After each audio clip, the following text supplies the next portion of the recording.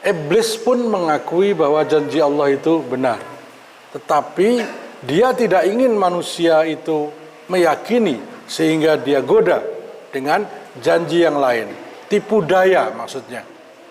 Selanjutnya, nah tipu daya iblis itu sesungguhnya lembut sekali.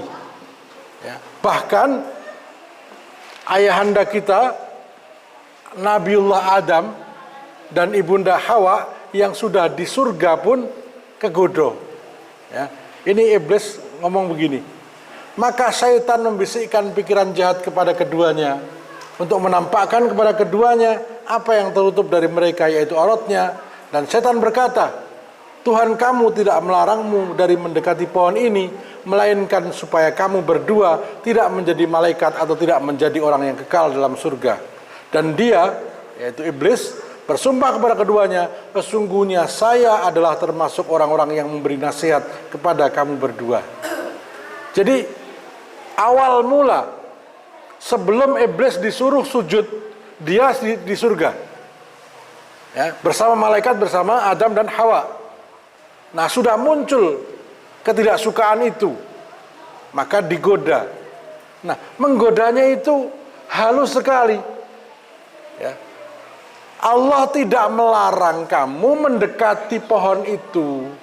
Sebenarnya itu bukan larangan. Tetapi justru kalau kamu makan buah itu, kamu akan menjadi malaikat. Nah sekarang ini kamu manusia, nanti kalau kamu makan jadi malaikat, atau kamu menjadi abadi. Fatakuna minal khalidin. Nah, khalidin itu abadi. Maka iblis menyebutnya sebagai hadza sajaratul khuldi. Ini pohon khuldi, buah keabadian. Jadi sing muni pohon khuldi itu bukan Allah, niku iblis. Jadi nek kita bilang ikut-ikutan tiru-tiru iblis, Adam makan buah khuldi, itu sing ngomong itu iblis. Khuldi itu abadi. Hai Adam, sakjane iki ora apa-apa. Nek kowe mangan kuwi malah dadi abadi kamu itu. Adam enggak percaya. Kok bisa enggak percaya? Saya itu nasihati kamu gitu loh. Jadi dia ngakunya ngasih nasihat padahal jelomprongke. Maka ketika kemudian Adam mengambil buah itu, seluruh badat lahuma sau'atuhuma, pakaiannya langsung tertanggal semua. Jadi ini mengisyaratkan yang akan digoda oleh setan pertama adalah terbukanya aurat para wanita.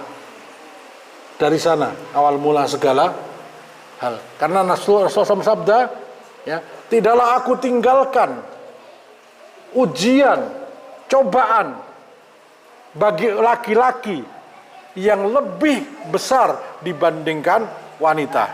Tentunya yang nggak solihah, yang solihah tidak, yang tidak solihah. Ya itu tadi, godaan terberat laki-laki adalah wanita. Maka Nabi bersabda, man razaqahullahu imra'atan salihatan faqad a'anahu ala syadri dini. Barang siapa yang Allah beri rezeki seorang istri yang salihah, sungguh Allah telah memberinya rezeki separuh agamanya. Jadi wanita yang salihah itu regane separuh agamane bojone. Mula nek sampe durung dadi nganten, itu agamane isih kurang separuh, oleh ngarani gitu loh. Karena apa, yang separuh ya digawa calone. Gitu. Betapa besarnya nilai seorang wanita kalau dia salihah. Tetapi kalau tidak salihah akan menghancurkan laki-laki. Siapa yang digoda oleh iblis pertama? Bukan Adam. Siapa? Hawa. Istrinya. Kemudian istrinya menggoda Adam alaihissalam. Saya lanjutkan di sini. Tipu daya iblis itu memang sangat lembut tapi lemah. Cukup dengan ta'awudz, a'udzubillahi minasyaitonir rajim, sudah hilang. Cukup ingat kepada Allah sudah hilang. Dan Allah selalu berikan kita setiap hari kesempatan untuk zikir, untuk ingat kepada Allah. Dan dia tidak mampu memaksa kita sebagaimana diucapkan, ya, ma ana bimusrihikum, ya, tapi dia juga tidak mau menanggung salah kita. Ya, ini lemah, sekali-kali tidak ada kekuasaan bagiku terhadapmu, melainkan sekedar aku menyeru kamu, lalu kamu mematuhi seruanku. Jadi kalau terbetik di hati kita ada was-was, yuwaswis, mau berbuat dosa, itu was-was namanya. Was-was itu bukan hanya ragu-ragu, was-was itu bisikan-bisikan. Ya. Bisikannya bisa berbuat maksiat, bisa berbuat dosa, bisa untuk tidak melakukan amal soleh. Itu bisikan-bisikan iblis. Jadi bisikan iblis itu bagi orang yang awam itu diajak untuk berbuat maksiat. Bagi orang yang sudah kuat digoda tidak berbuat maksiat, dihalangi untuk berbuat ibadah. Paham ini ya? Nek sing pun kaya jenengan niku ora dijak maksiat, ning aja ngasih ngibadah, digawe males, Nah, yang sudah susah digoda untuk tidak mau ibadah, diajari apa? Kon bid'ah. Ngibadah ning ora nggawa aturan, rumangsane kesel ning ora entuk ganjaran lu. Saking pintere iblis itu loh. Yang sudah bisa ibadah sesuai sunnah digodong apa? Pamer, riya, ora ikhlas. Coba jebakannya itu pirang-pirang, luput kene kena kono. Apalagi sekarang modelnya nggawa selfie, ya ngibadah selfie di itu godaannya angel tenan itu. Saya tidak nyalahkan, tapi hati-hati ya, hati-hati. Boleh kita tunjukkan ke orang supaya memberikan motivasi. Ini nek salah-salah dari pamer. Alhamdulillah sudah bisa datang pengajian, gitu ya. Seneng. Ning iso ganjarane ilang. Itu jempol tok ya. Itu jempol tok. Ya. Tapi tidak semua, ada yang niatnya untuk baik. Tapi setan tuh pinter gitu loh. Ya. Jadi tadi orang yang awam diajak untuk berbuat maksiat. Orang yang sudah susah diajak maksiat dihalang-halangi dari ibadah. Orang yang sudah tetap teguh ibadah diajari kalau melu sunnah. Orang yang sudah bisa ngikuti sunnah diajari apa supaya riya, pamer. Orang yang sudah nggak riya apa? Ngungkit-ngungkit. Jadi ada terus, tetapi Allah Maha Rahman Maha Rahim. Kalau kita istighfar, seluruh amal itu dikembalikan lagi, diganti dengan yang baru. Ya. Karena betapa liciknya setan, maka ditandingi dengan Rahman dan Rahimnya Allah. Maka perbanyak istighfar untuk balik ke amal sing hilang. Hilang mergo pamer, hilang mergo nggak ikhlas, hilang mergo nggak ngikuti sunnah, hilang mergo dosa. Itu kembali dengan istighfar. Karena Allah Ta'ala berfirman dalam hadis qudsi, apabila kamu datang membawa sepenuh isi bumi dosa, tetapi kamu bertaubat dan tidak berbuat syirik padaku, aku kembalikan dengan sepenuh isi bumi ampunan. Nah itu. Jadi istighfar itu mengembalikan dosa, pahala-pahala yang sudah hilang. Itu. Semakin banyak istighfar, semakin banyak pahala yang kemudian balik. Jadi sepintar-pintarnya setan, lebih hebat Allah Subhanahu wa Ta'ala. Nah, maka segeralah bertaubat, beristighfar agar semua tipu daya setan itu bisa kita kalahkan. Sesungguhnya tipu daya setan itu lemah. Maka kita disunnahkan, bahkan mau baca Quran saja disunnahkan baca a'udzubillahi minasyaitonir rajim. Karena ternyata dalam ibadah yang besar itu justru setan berusaha keras untuk menggoda kita. Pada waktu sakaratul maut itu setan teko nggoda. Nah, itu. Macam-macam caranya, karena gini, sudah saya sampaikan beberapa kali, mungkin di sini sampaikan. Wong ini nyambut gawe, ngelamar pekerjaan, itu pasti ditanya syarat-syaratnya. Di antaranya apa? Pengalaman kerja. Karena pengalaman kerja itu berpengaruh untuk kerja selanjutnya, gitu. Oh ini ngelamar dari satpam pengalaman kerja nih, ya. Bagian apa namanya? satpam, oh cocok, berarti sudah pernah pengalaman jadi satpam. Pengalaman kerjanya jadi bendahara, melamar jadi satpam, wah ini orang tahu jadi satpam kan gitu.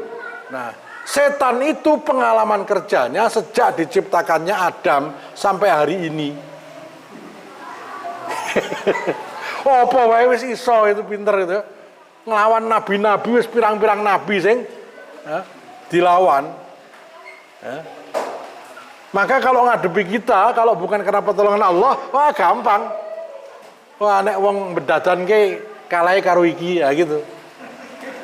Wong biyen yang ngono udah paham karena dia sudah tahu sejak dulu.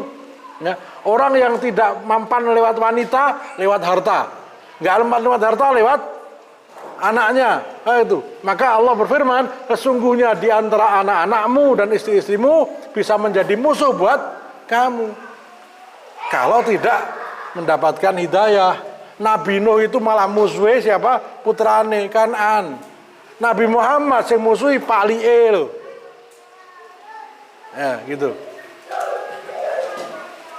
Maka orang terdekat kita bisa menjadi sebab surga, bisa menjadi sebab neraka. Karena di antara itu ada setan. Nah, saya lanjutkan.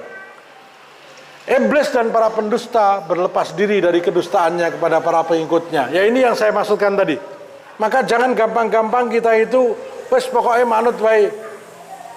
Ya, tanyakan dasarnya apa, Al-Quran surah berapa, hadis ini, ya walaupun kita nggak paham langsung, tapi minimal ya ada dasarnya, bukan asal-asalan. Walah ini hadis ini Quran, ya memang itu yang diajarkan Nabi Muhammad SAW. Tetapi saya juga minta penjelasan para ulama, gitu ya. Orang karpe dewe, tapi juga tidak kemudian tanpa memahami asalnya. Mengapa Ustadz Fulan, mengapa Pak Kiai ini ngendiko seperti ini? Ya, dasarnya apa? Ya betul kita pengen tahu dari Allah dan Rasulnya, walaupun lewat penjelasan ulama. Ya kayak gini kan, ayat yang saya baca cuma satu, tapi penjelasannya kan panjang. Nah,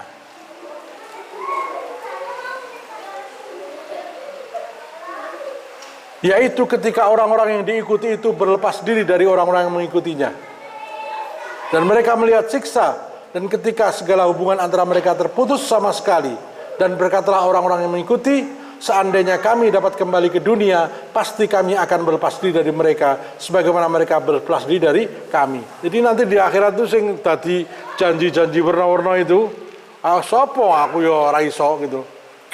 Ya ndak tahu kok nanya saya gitu nanti dia. Ya ndak tahu kok nanya saya itu. Nanti begitu. Ya. Oh saya aja susah untuk ngadepi Allah SWT. Sudah masing-masing. Itu sampai kemudian apa? Orang yang merasa ditipu itu, yang sekarang nyembah Isa, nyembah Maryam, nyembah Roh Kudus, nyembah Wisnu itu nanti muni-muni sama pendetane. Ya, dengan segala macam sikil pawat mentu kabeh. Sampai dia mengatakan, ya Allah, saya tidak rela kalau orang-orang itu siksanya tidak lebih pedih daripada saya, karena mereka yang menyesatkan saya. Kata Allah, wes diripatke kowe ya diripatke, kono diripatke itu. Podo qala likullin di'fun, wes diripati kabeh walakin la tash'urun, tapi kalian la ta'lamun, tapi kalian tidak tahu ini. Surah Al-A'raf ayat 38. Allah berfirman, masuklah kamu sekalian ke dalam neraka bersama umat-umat jin dan manusia yang telah terdahulu sebelum kamu. Setiap suatu umat masuk ke dalam neraka, dia mengutuk kawannya yang menyesatkannya. Sehingga apabila mereka masuk semuanya, berkatalah orang-orang yang masuk kemudian, yang masuk belakangan, ya, para pengikut-pengikut itu, ya, pengikutnya Fir'aun, pengikutnya Namrud, pengikutnya siapa ya, termasuk orang-orang kafir, pengikutnya Hitler, pengikutnya Paus, ya. Pengikutnya pendeta ini, pendeta itu, semua ngomong, ya Rabb kami, mereka telah menyesatkan kami, sebab itu datangkanlah kepada mereka siksaan yang berlipat ganda. Di ora trimo, ya, karena mergodee aku tersesat gitu. Itu saking dene jengkele, ya gitu. Allah berfirman, masing-masing mendapat siksaan yang berlipat ganda, akan tetapi kamu tidak mengetahui. Ini gambaran orang yang di neraka, saling mengutuk, saling menyalahkan, saling minta dilipat gandakan siksanya. Ya. Berbeda dengan yang di surga. Ya, Imam Hasan Basri mengatakan nanti di surga kita semua itu akan saling mencari. Nanti kok raketok mbiyen sing sok ngisi kajian minggu minggu sore kae. Nah. Tempo dia Allah. Ijen nang neraka. Apa? Saya belum merasa tenang di surga kalau beliau belum masuk surga. Gitu. Ora njur malah ya Allah, masukkanlah ia ke surga. Lalu Allah, iya silakan. Ambil. Begitu. Maka perbanyaklah saudara, kata Imam Hasbasi, perbanyaklah saudara yang saleh karena mereka akan mengangkatmu dari neraka kalau kamu di neraka. Tentu. Jadi ada panggilan khusus kayak begini nih. Ainal mutahabuna fi jalali. Di mana orang yang dulu di dunia saling mencintai karena aku, kata Allah. Hari ini akan aku naungi mereka dengan naungan yang tidak naungan selain naunganku. Itu di padang mahsyar. Itu saling meringankan. Sementara orang kafir saling melaknat dan memberatkan. Itu. Jadi siksaan di neraka itu wis lara, dionek-onekke. Ya juweweki barang ganti juwewek sing salah sopo. Wah aku rakon gitu. Jadi kalau di dunia tukang bohong, di akhirat pun juga ngapusi itu. Oh ini kan, wah jangan nutuh aku salah dewe gitu kan, jengkel lagi itu. Nah, dan berkata orang-orang yang masuk dahulu di antara mereka kepada orang-orang yang masuk kemudian, yang menyesatkan itu ngomong sama yang disesatkan, kamu tidak mempunyai kelebihan sedikit pun atas kami, maka rasakanlah kesalahan karena perbuatan yang telah kamu lakukan. Loh, sing akon sapa? Aku ya minggu dotok salahe melu gitu. Manut sama iblisnya itu. Begitulah kira-kira. Ya. Harapan orang-orang terhadap para pemimpinnya itu dijawab sama mereka. Siapa yang janji kayak gitu? Nah, jadi untuk orang-orang Islam ada kenikmatan khusus. Kenikmatan tersendiri yang tidak akan dirasakan oleh orang-orang selain Muslim. Maka hari ini kita harus yakin hanya Islam yang benar, yang lain salah. Itu janji Allah. Inna dina indallahil Islam. Janji setan semua agama benar, ya kan gitu. Yang masuk surga hanya Islam. Janji iblis semua masuk surga gitu. Wah, sing kapusan ini jenderal barang nih. Sing kapusan ini jenderal barang. Sekarang jadi apa namanya panglima, jadi kasat ini. Ya. Semua agama baik di mata Tuhan katanya. Loh di mata manusia aja jelek kok di mata Tuhan lagi. Itu keblinger itu. Rumangsane pinter tapi bodoh. Lah nek podo terus buat apa kita ibadah? Nek dino Jumat dadi Kristen, nek Minggu dadi Islam, lah penak niku. Orang ibadah. Mangsane Jumahan nang gereja. Apa enak nek semua agama beneran gitu nggih? Kalau semua agama benar, nek Jumat dadi wong Kristen, nek Minggu dadi wong Islam. Nah, wis nyambut gawe terus wis. Lah sama kok. Ya. Poso karo ora poso kok padha itu ya nggak mungkin toh. Di mata Allah lagi. Ya. Nah ini betul-betul kebodohan, tapi mereka merasa itu sebagai pemikiran yang hebat. Apa namanya? Moderasi, toleransi, itu toleransi. Tuh, jelas Allah mengatakan laqad kafaral ladzina qalu innallaha tsalitsu tsalatsah. Sungguh telah kafir orang yang mengatakan Allah itu satu di antara tiga. Itu Al-Qur'an. Laqad kafaral ladzina qalu innallaha huwal masih ibnu Maryam. Sungguh telah kafir orang yang mengatakan bahwa Allah itu adalah Al-Masih anak Maryam. Jawaban Allah cuma sepele. Kana ya'kulanit ta'am. Wong Maryam karo Isa ke mangan sih. Doyan mangan gitu. Doyan mangan kok dadeki Gusti Allah. Nah, itu jawaban yang sangat sepele sekali. Nah, Bapak Ibu yang rahmati Allah SWT, maka kita harus yakin. Nah, setan kalau tidak bisa nggoda dengan cara ditipu, ditakut-takuti. Nah, sekarang tuh gitu. Ya, Ustadz yang ngajarkan kayak gini kena ITE gitu ya. Iya, Ustadz Abdul Somad yang bilang di dalam salib itu ada jin kafir itu diperkarakan. Ya nek ora jin kafir ra gelem to jenis Islam menang salib. Ya, itu saya katakan orang-orang Nasrani itu justru menghinakan Tuhannya. Masa Tuhan kok auratnya ora ditutup? Ini sederhana sekali, betapa lemahnya prinsip dasar utama agama selain Islam itu loh. Nek pondasi nek akidah wae kropos, apalagi akhlake, apalagi yang lain. Sementara Islam semuanya lengkap, sampai urusan WC pun diatur. Ya. Maka kalau ada orang yang tidak mau menerima sistem Islam dalam bernegara, sungguh orang yang paling bodoh walaupun gelarnya profesor, doktor. Ya.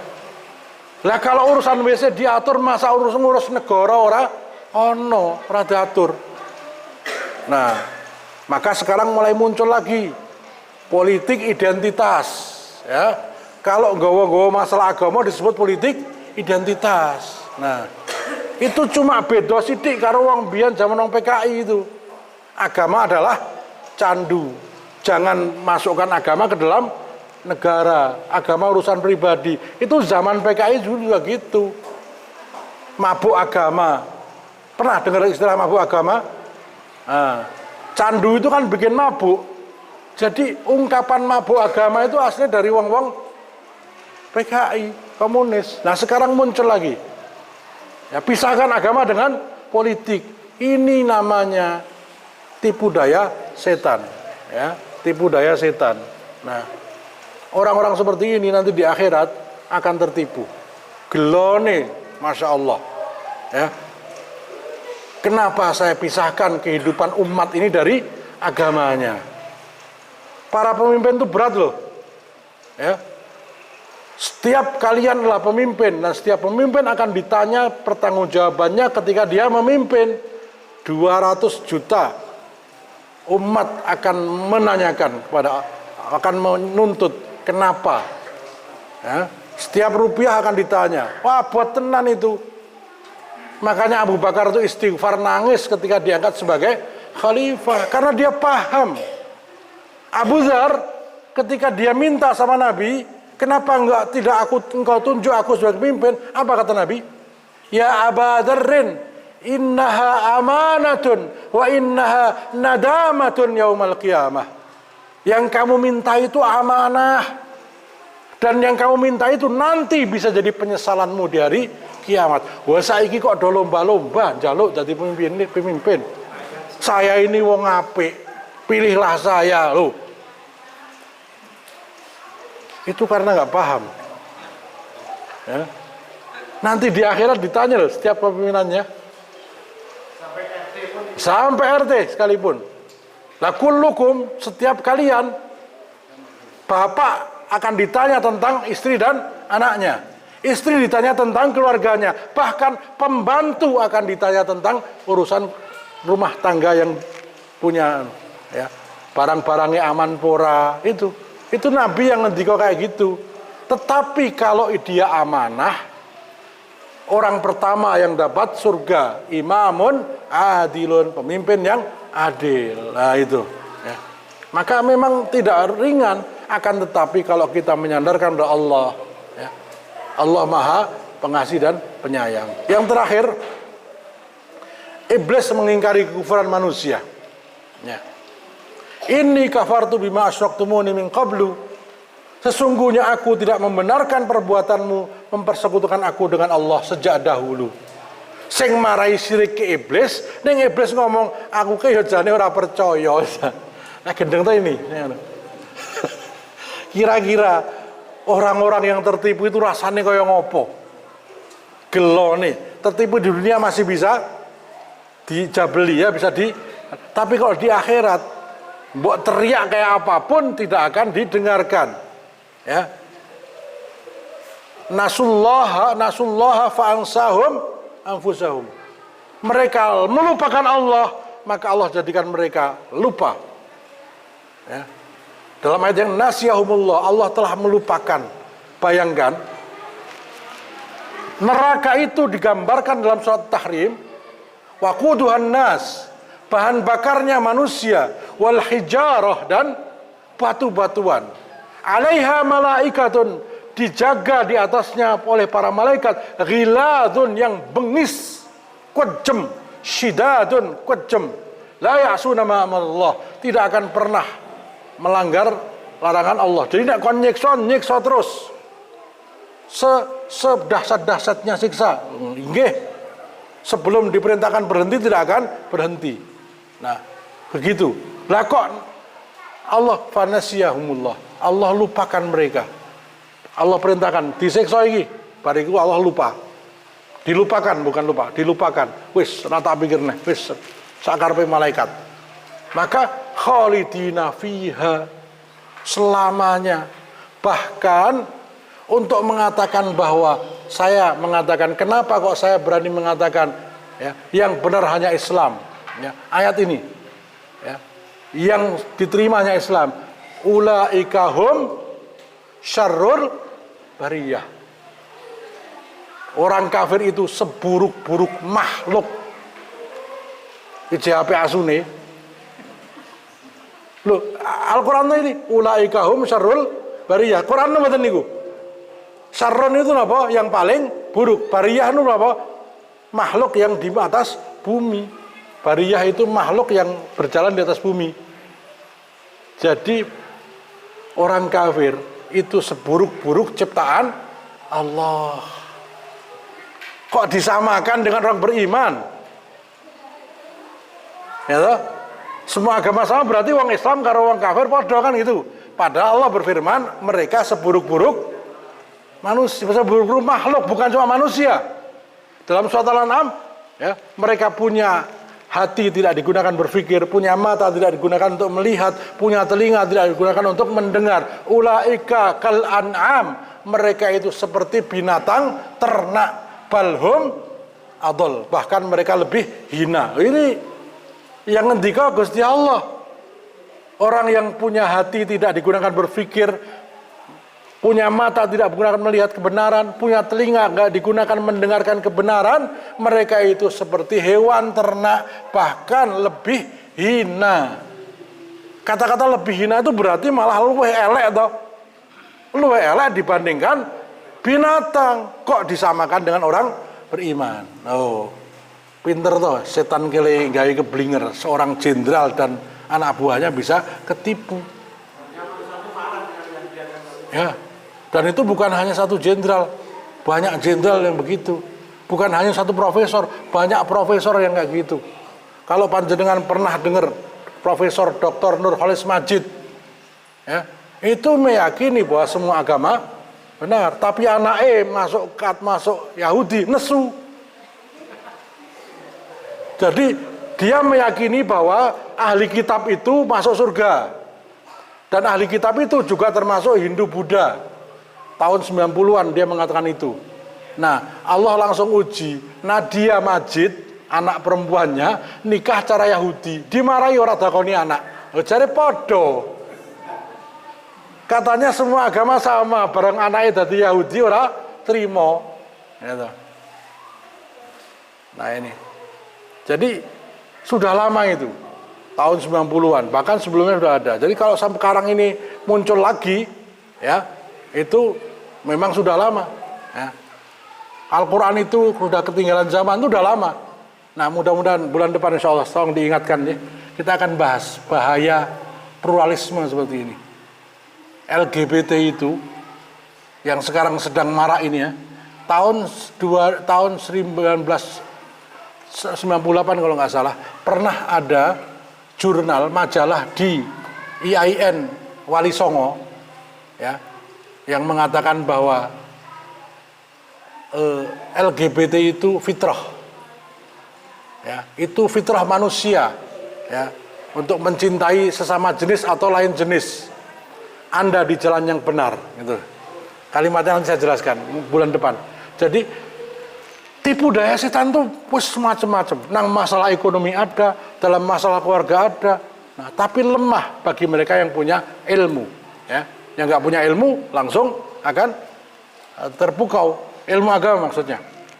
Ya. Dalam surah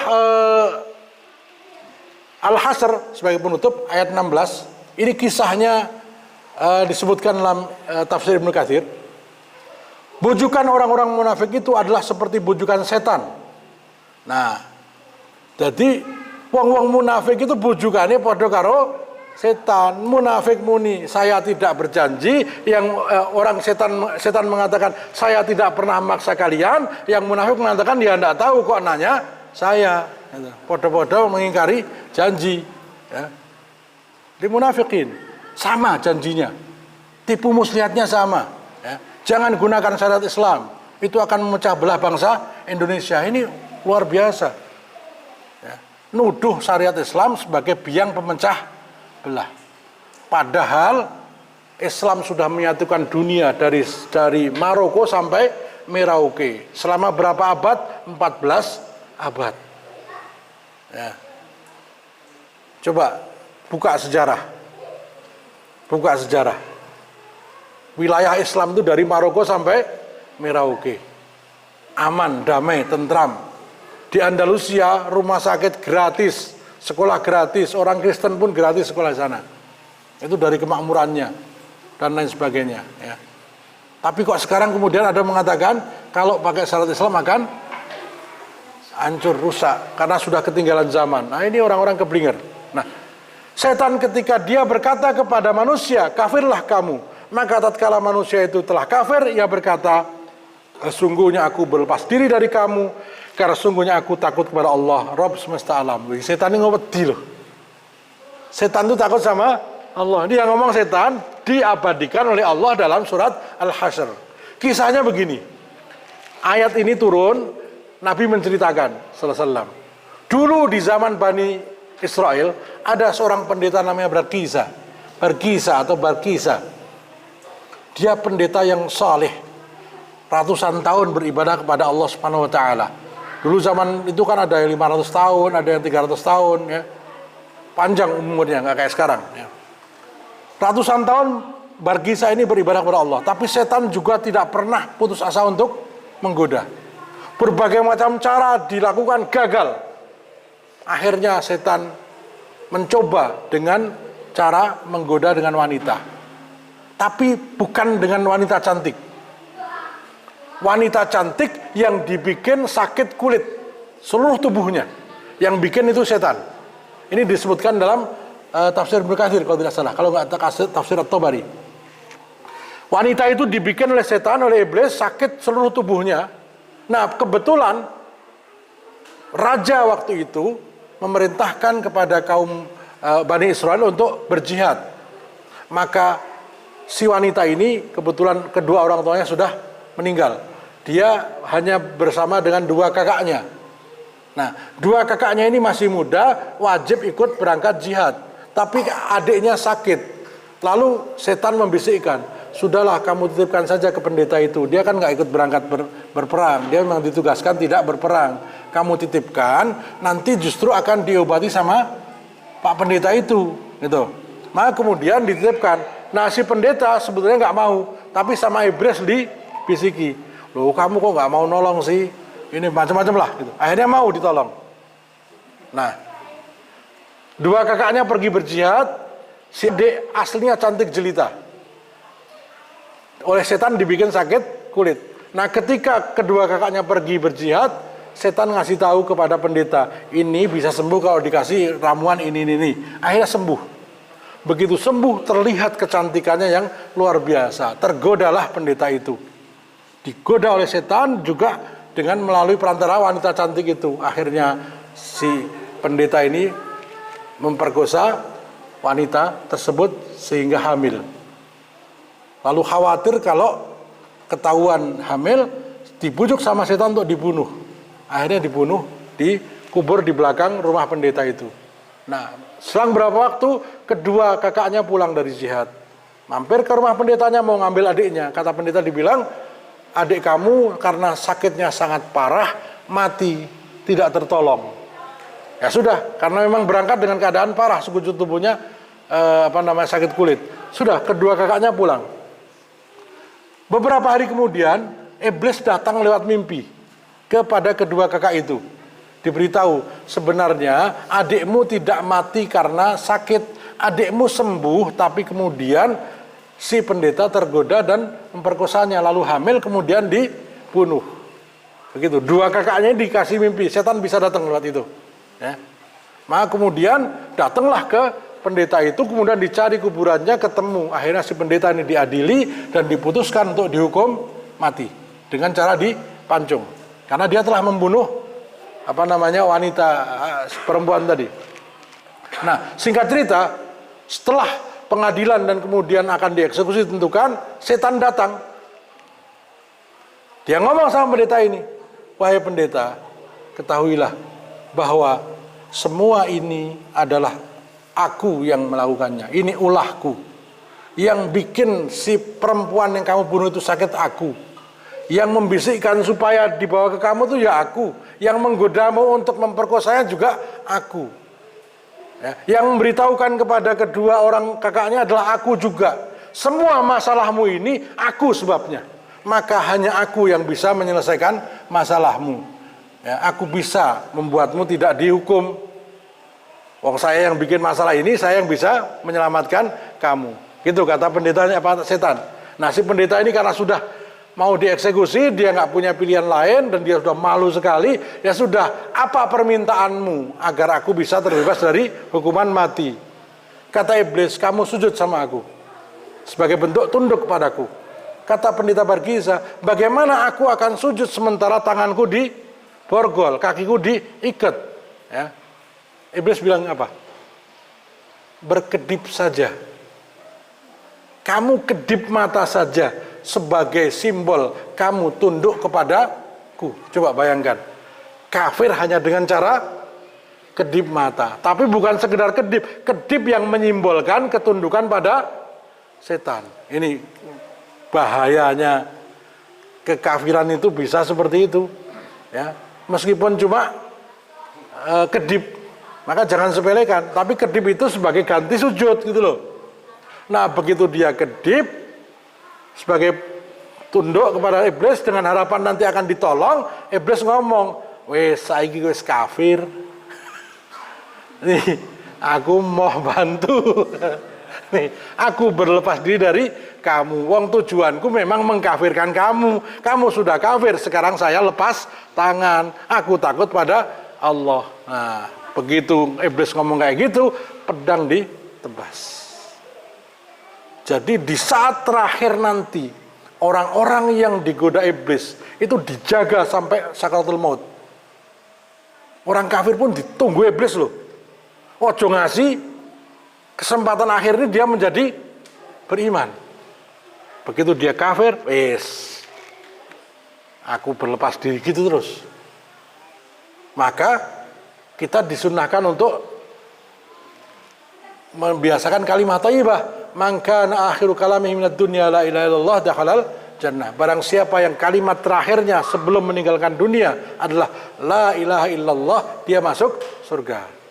Nah, malaikat juga membantu kita, Allah membantu kita dengan kita berbanyak zikir. Nah, setan itu begitu. Kesempatan terakhir nunggu manusia untuk disesatkan adalah menjelang kematian, sakaratul maut. Ya. Maka ini yang terjadi dengan pendeta Bargiza. Maka ayat selanjutnya, fakana aqibatahuma annahuma finnar.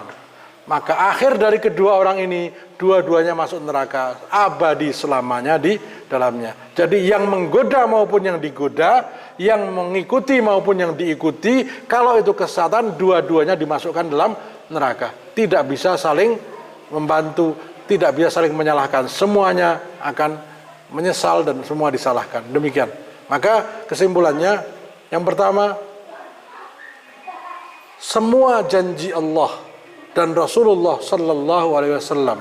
Karena janji Rasulullah SAW adalah janji Allah juga, ya, hak, ya, benar. Janji orang sabar akan dibantu, orang tawak, itu janji semua. Kenapa kok isinya janji? Ya karena semua kebaikan yang sempurna baru akan ditunaikan setelah kita wafat, meninggal di akhirat nanti. Maka kehidupan ini hanya sekejap, hanya 1,5 jam hitungannya dengan sehari di akhirat, ya. Maka kalau kenikmatan kita di sini hanya sedikit karena kita masih punya kehidupan lagi, yaitu kehidupan akhirat. Disitulah nanti ditunaikannya semua janji.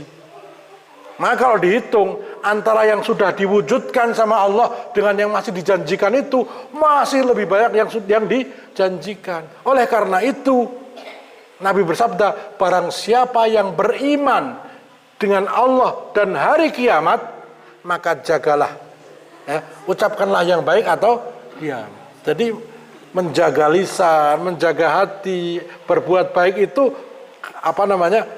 wujud kita iman kepada Allah dan hari kiamat. Kita akan diunduh, akan dipanen nanti di hari kiamat. Di dunia dikasih, tetapi cuma sedikit. Bahkan kata Nabi, sijnul mu'min, kenikmatan yang kita terima sekarang ini sebenarnya kenikmatan kayak orang di penjara. Itu pernah dikisahkan seorang Yahudi tua, miskin, sengsara, ngelihat hakim, kalau nggak salah Ibnu Mubarak, ya, atau Al-Qadhi Iyad, lewat di depannya pakai kereta kuda, bajunya bagus, baru, dan kelihatan orang kaya. Nah, kakek Yahudi ini manggil, wahai Qadhi, wahai hakim, katanya dunia ini penjaranya orang beriman dan surganya orang kafir. Ulah ini saya kok kayak di penjara, kamu kayak di surga. Kok bisa? Lah saya miskin, sengsara, udah tua, penyakitan sisan, gitu ya. Sementara panjenengan kaya raya dan sebagainya. Apa jawab hakim tadi? Wahai bapak, kalau kamu tahu nanti di akhirat kami orang beriman diberi nikmat akhirat, maka nikmat dunia kayak manapun hanya seperti orang di penjara dibandingkan akhirat. Ya, di penjara itu kan apa-apa ra entuk. Kudu bayar kabeh gitu ya. Dibatasi waktunya. Nah, nikmat yang paling nikmat di dunia pun kalau dibandingkan dengan nikmat di akhirat hanya seperti orang yang di penjara. Sementara kamu orang kafir, ya, kehidupanmu yang seperti kamu bilang seperti di penjara ini nanti dibandingkan dengan sengsaramu di akhirat ini sudah kayak surga. Sing mbok nek ke sengsara kuwi nek dibandingke siksamu mengko sampean njaluk balik iki kaya ngene meneh nang suwek nang donya. Ya. Jadi itu penjelasan beliau. Jadi senikmat-nikmatnya setidak enaknya orang kafir di dunia itu ketika dia di akhirat ini sudah kayak di surga. Saking beratnya siksa nang akhirat. Itu. Ya. Bahkan dalam surat Yasin disebutkan, qalu man ba'atsana mim marqadina. Orang kafir berkata, siapa yang membangkitkan kami ini dari tidur kami? Imam Ibnu Katsir menjelaskan, saking beratnya siksa di neraka jahanam, seakan-akan siksa kubur itu seperti orang tidur. Kan sebelum dibangkitkan kan mereka disiksa di kubur. Nah, saking dahsyatnya siksa di jahanam sehingga siksa kubur ini mengkoyo tuang turu. Itu sebagian pendapat begitu. Sebagian pendapat lain mengatakan sebelum dibangkitkan mereka ditidurkan. Ya.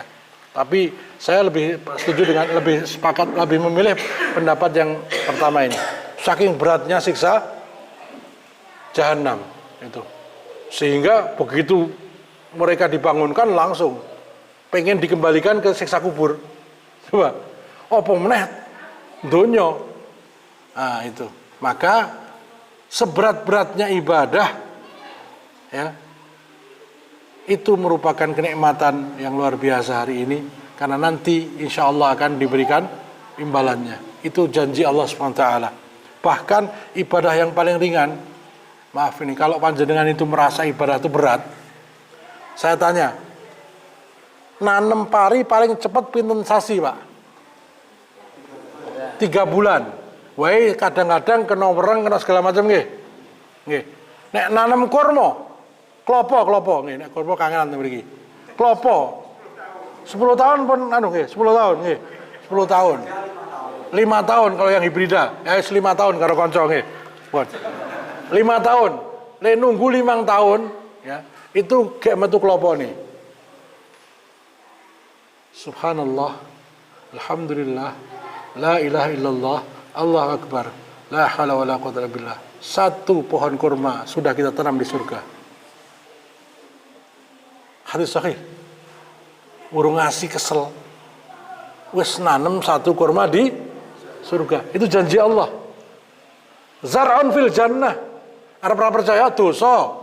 Wong sing ngendika Kanjeng Nabi, coba. Gampang banget dong ibadah itu sebenarnya. Mencoba subhanallah, alhamdulillah, la ilaha illallah, Allahu akbar, sudah padha karo 1 la haula wala quwwata illa billah, 1 pohon di surga. Sementara nanem wit iki udah ngasih nggo pacul. Tetapi senjata setan itu pinter apa? Lali. Ada yang lebih ringan lagi. Kalimatani, ada 2 kalimat. Khafifatani fil lisani. Habibatani indar rahman, tsaqilatani fil mizan. Ada 2 kalimat, sangat ringan di mulut, sangat dicintai Allah yang Maha Penyayang, sangat berat timbangannya di hari kiamat. Apa? Subhanallah bihamdi, subhanallahil azim. Oh. Nek masih berat nih, 1 kalimat yang tidak akan ada tandingannya. Allahumma sholli alaihi. Sholawat itu luar biasa.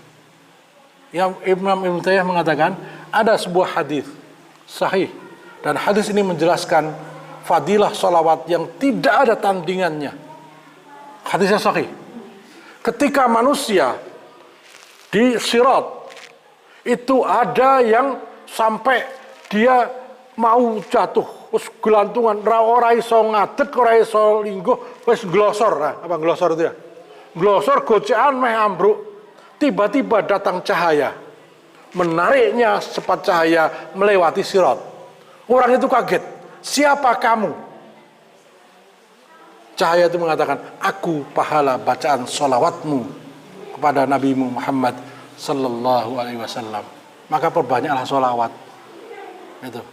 Ini Syekhul Islam Ibnu Taimiyah mengatakan salah satu di antara hadis yang menjelaskan keagungan sholawat. Di saat-saat orang itu sudah hampir jatuh. Nek wong kaya ngono itu rada amal toh. Amalnya apa? Sholawat. Nah, kalau kita masih berat Allahumma sholli ala sayyidina Muhammad, wis Allahumma sholli alaihi, wis. Masih kedawan sallallahu alaihi. Sallallahu alaihi, wis. Tapi setan pinter, lali. Lali. Nah, kelingan bareng wis meh turu. Salawat. Nah, banyak sekali janji Allah. Ya. Subhanallah. Saya pernah sampaikan kalau nggak salah, kalau nggak di sini. Dongo niku mungkin ditolak nggak? Bisa nggak pahala itu, doa itu ditolak? Mungkin ya. Doa itu mungkin ditolak, mungkin diterima. Istighfar mungkin ditolak, mungkin diterima. Nek sholawat ditolak nggak? Saya tanya, sholawat ditolak nggak? Karena sholawat itu nggak mendoakan kita, mendoakan Nabi Rasulullah, mesti ditompo. Pun, padahal Kanjeng Nabi ngendika, barang siapa man shalla alayya wahidatan, barang siapa yang bersolawat kepadaku 1 kali, Allah akan membalasnya dengan sholawat 10 kali. Mula nek sholawat itu mesti ditompo. Wong kita orang donga ki adewe kok. Donga ki Kanjeng Nabi. Itu diantara luar biasa sholawat. Ya. Zikir yang tidak akan ditolak, yaitu sholawat. Nah astagfirullah, kowe bola balik ini wae kok bar njaluk ngapura baleni meneh kan gitu ya.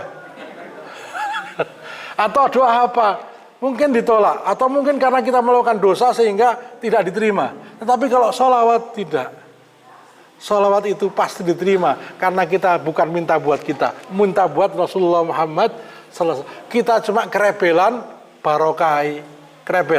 barokai, itu berkah sholawat. Maka perbanyak sholawat. Ya. Ora tahu sholawatan ning ora tahu maca sholawat wis padha wae berarti wah. Sholawatan ora seneng ning ora tahu maca sholawat. Ya, jadi ya, perbanyak sholawat. Allahumma shalli ala sayyidina Muhammad. Ya. Maka kalau nulis sholawat ampun disingkat. Jangan SAW. Tulis sallallahu alaihi wasallam. Karena setiap huruf itu pahala. Wis to. Wong ndongake Nabi disingkat, mangke rahmate nggih disingkat mangke. Keberkahane disingkat ya. Sallallahu alaihi wasallam. Nah, gitu. Demikian mudah-mudahan bermanfaat. Mudah-mudahan kita bisa menghindari diri dari godaan setan. Setan sudah ngasih tahu ya. Janji Allah itu benar, ning kowe ya tak apusi. Ngalah kowe percaya karo aku. Jadi janji setan itu ngapusi, sementara janji Allah itu benar. Dan janji Allah ada dalam setiap kebaikan yang dijanjikan Allah dan Rasulullah SAW. Nah setan nggodo dewi. Maka berhati-hatilah, karena nanti dia tidak akan mau bertanggung jawab. Itu, dia pasti akan jelomprongake. Demikian saya kembalikan, nggak ada pembacara ya. Tadi kita tutup dengan doa kafaratul majlis. Subhanallah walhamdika asyhadu an la ilaha illa anta astaghfiruka wa atubu ilaik. Mohon maaf apabila ada kata-kata yang kurang berkenan.